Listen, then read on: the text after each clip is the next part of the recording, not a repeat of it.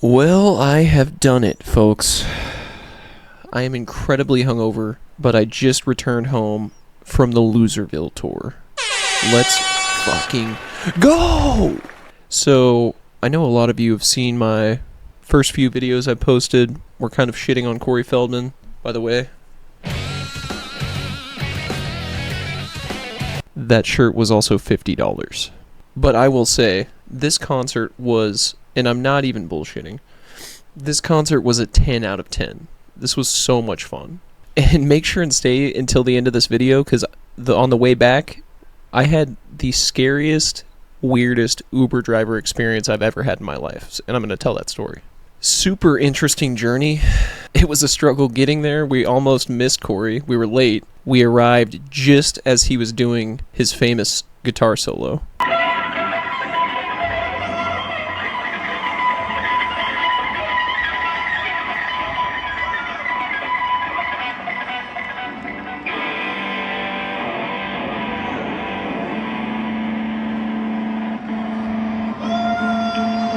Got to see about 20 to 25 minutes of his set. Phenomenal. I'm going to show all the videos I got, but we left an hour and a half early. We anticipated getting there about 30 minutes before the show started, and traffic made us actually arrive 15 minutes late to the show. I forced our Uber driver to stop so I could pee, because I made the wise decision to drink about 2 or 3 beers before we left to not pay $15 beer prices. And so that set us back a little bit. So a little bit is my fault. We just walked about 10 minutes and then the guy came up and told us we have to go all the way back around. So this is a complete nightmare. We can hear Corey Feldman sounds like a fucking bitching Muppet. at the crowd. Sounds like a Muppet, dude. But we're not there for it because this guy made us walk all the way around. The joke is on you. You can hear him.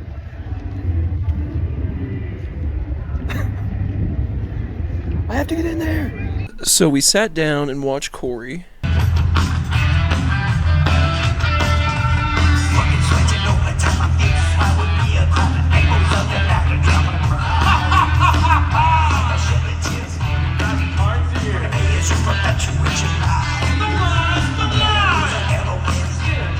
I will say he kept it pretty tame, at least from what we saw. We didn't get to see the intro if he yelled at the band or not. He did yell at the keyboard player one time that we saw because she started to backtrack and he's like, "No, stop. We don't have time." I want to quickly introduce the band. Cut it. We don't have time. Quickly introduce the band. Ladies and gentlemen, we cut the song that I know you guys probably really want to hear, but we didn't have time for it, so we're going to do a quickie.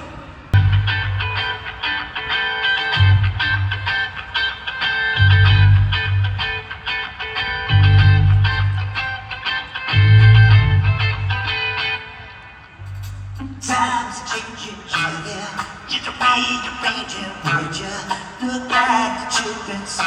So after Corey's set, we went to go get some drinks, and I also got this little number. So let me preface this. Riff Raff is advertised on this. It was interesting. They'd close a curtain after each band, then go to a camera of Riff Raff backstage, and he does one of his songs backstage, then comes out and does one of his songs on stage, and then by the time he's done with that, the next band's ready to go. So it was kind of non-stop entertainment in a way. So the guy who played after Corey, his name was Nface. I gotta be honest, at first I was like, oh my god, they managed to find an act that's even worse than Corey. But it was interesting.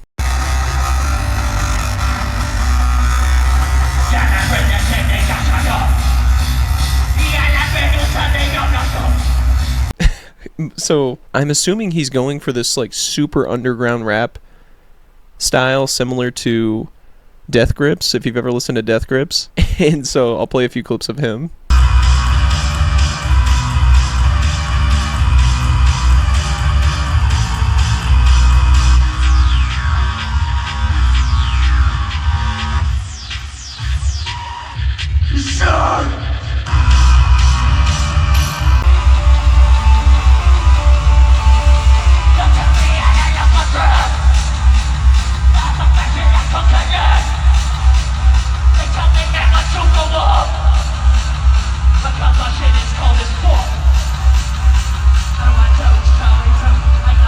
Now, we could all listen to this in think it's weird or bad or laugh, and I did laugh a few times. But this dude, Nate Nface, he said something that stuck with me and made this whole thing just feel really wholesome to me. He was like, look, I know it's different, I know it's weird, but thank you, Fred Durst, for taking a chance on me. Over the past few weeks, I've got to live my dream every night, and it just keeps getting better. And I was like, you know what? Good for these guys. It's fun, man. Regardless of what we say about Corey Feldman or this Nate Noface guy or really any of these acts, they're up there playing in front of 20,000 people, and we're sitting here, and they're having a blast. So after that, I was like, dude, fuck yes, let's go. Then I started to get more drunk. So I'll play a few of the clips I saw of LMP Biscuit. They were phenomenal. It was super fun. Fred Durst brought a bunch of people on stage, brought some kids on stage with their parents, and let them get involved with the singing the songs and stuff. I wish I would have filmed it, but I didn't because I was just so into it.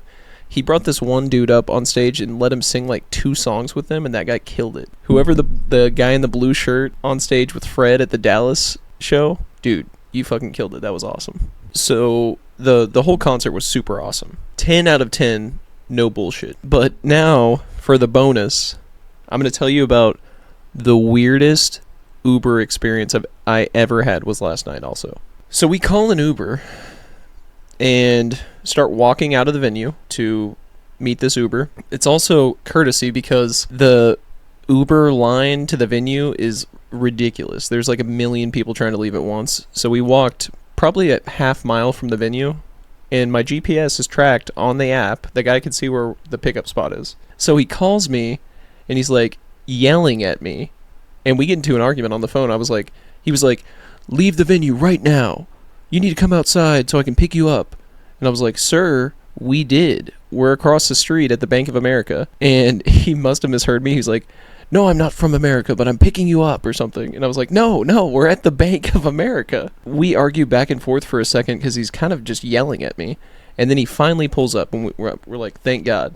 And so we get in the car. First thing he tells us, both of you stink. I'll have to roll the windows down. And I thought he was joking at first, and I was like, oh, haha, okay. I'm going to have to Windex this whole car after this. You guys stink. And I'm like, sir, we just came from a concert. We got kind of sweaty. Sorry. He talks about how we stink the entire 30-minute drive. Then he's cycling, rolling the windows down, and then closing them back up. And then eventually he looks at me, and he just rolls the window by me down. So he singled me out from all these people. I didn't think I stink. I thought I smelled all right, probably a little sweaty. Then he proceeds to tell us how he came to America to marry this woman, and he was going to get either a visa or something, citizenship from her, but she dumped him, and now he's going to be deported. During this whole time, he's driving 55 on the highway and playing on his iPad the entire time. And I eventually had to be like, hey, sir, can you please watch the road? Because he's playing on his iPad. And the scary part, after all these altercations, he's bitching at us the whole time. He looks back at me and he's like, are you drunk? I was like, no, I was. But I said no because I'm like, what is he thinking of doing? This is so creepy. And he asks us if we like Led Zeppelin. And I say, yeah, I like Led Zeppelin. Let me pull up some Led Zeppelin for you. And he gets on his iPad, not watching the road, pulls up a live version of Stairway to Heaven, starts playing it, and he was like, no, this isn't Led Zeppelin. And I was like, yes, it is. And so for 30 minutes, we listened to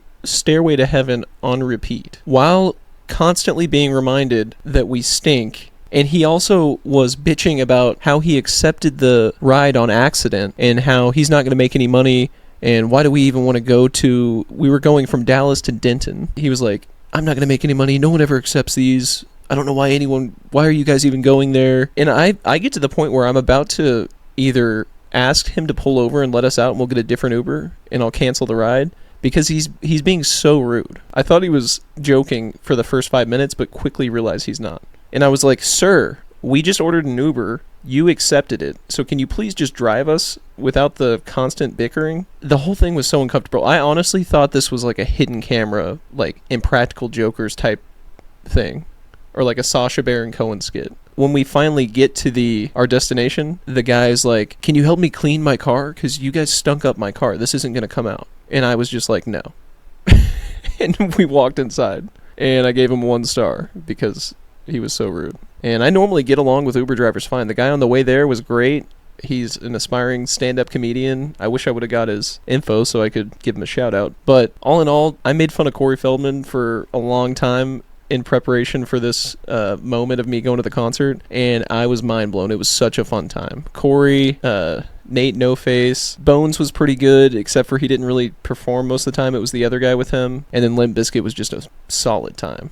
Like, that was one of the funnest concerts I've been to. So make sure and if you enjoyed this series, I really appreciate it. Like and subscribe. Really helps me out. I'm trying to grow this channel. I'm not sure what I'm going to cover next. I'm definitely going to be making a video about Jeremy DeWitt, who's one of my favorite YouTube police impersonators here shortly. So we'll probably get into that for a little while. But really appreciate it, guys. Thanks for watching, and we'll see you next time.